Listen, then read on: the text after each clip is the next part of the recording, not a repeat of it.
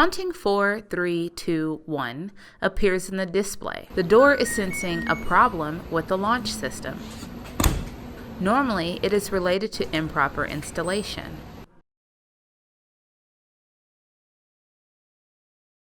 Check the mounting brackets. Top mount brackets can be improperly installed.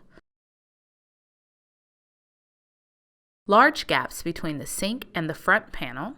The top part of the dishwasher can be lifted from improper installation. Adjust the front legs. To reduce the gaps, turn the front legs clockwise. If this doesn't work after adjusting the front legs, please adjust the back legs. Check the top mount brackets. Recheck the top mount brackets.